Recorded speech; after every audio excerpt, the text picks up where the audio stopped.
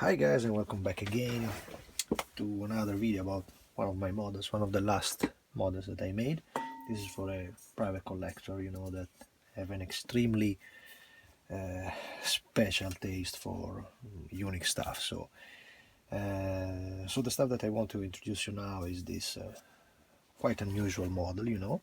It is, let me check if it is focused on the camera, not so easy for me to make these videos alone here in the dark. And so the tractor here is a kind of caterpillar built in Italy by Ansaldo Fossati. Ansaldo Genoa was one of the leader company producing heavy tractors in Italy, mostly suitable for agricultural or building stuff and so on.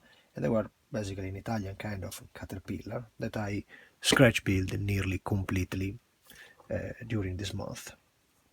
So the construction, because when I build up such items, I anyway have to search around some items when I can find something that is usable for my purpose. And in this specific case, I just used the part of the track links included into the Stalinet from Trumpeter, because they were a copy of the American Caterpillar track links that are mostly used by nearly all the tractors around the world. And the refurbished ones, there is I think 2 or 3 around Italy that now have been refurbished, and they are it is possible to see them in YouTube. They also have this kind of tracks. What I noted from the videos of the refurbished vehicles, it is that the main gear down here, the working parts were a little bit different, from the actual picture of the original picture that I had from the vehicle of the time. And it was extremely hard for me in this occasion to find proper dimensions of the tractor, because there is about this Italian stuff, unless you are in touch with somebody working in the actual Ansaldo that have an historical offices and so on. This I absolutely don't know, that I could not do it, but I didn't know about the proper dimension of this one, so it was extremely hard.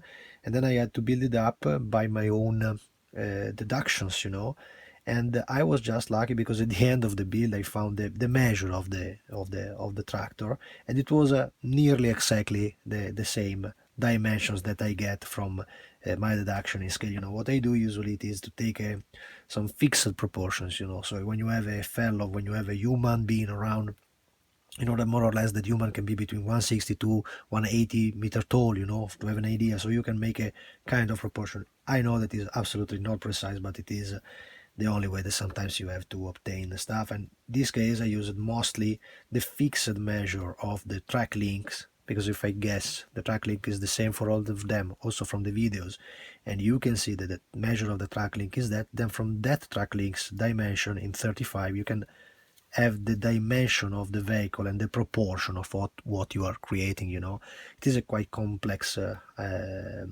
procedure, and this is probably one of the main reasons I like so much to build up racing cars and modern cars, because in modern cars everybody knows and everybody have in the eyes the proportion of the items, and it is so extremely delicate to make them in the proper way, to have the correct shape, the correct dimensions of the vehicle. It's very, very easy. So when you work in 3D stuff and so on, they look incredibly cool, but when you see the final, the item that have been printed, if the proportions are not anywhere expected, despite it have been made in 3D, they are not looking like you see that there is something mistaken in the shape. This is glamorous when you get shapes, for example, for 911 cars, for some Ferrari that everybody likes and loves so much around the world. So you see that there is something in the shape of the model. This happens also actually with some kit back in time, when you see that there is something not convincing you. That is something absolutely clear to any modeler out there.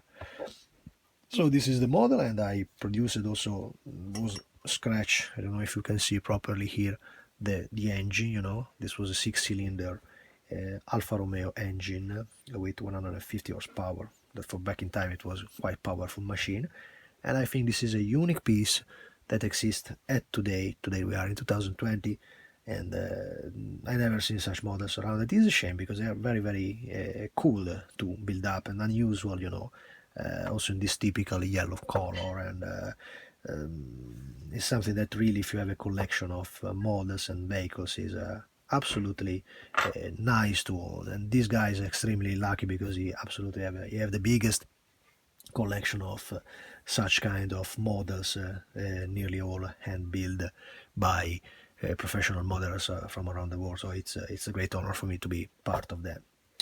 And that's it. So I will have it for another couple of weeks with me, and I hope that you like I enjoyed to build it up. That's it. This was Ansaldo Fossati AF8 version, and thanks for watching, and see you in the next video.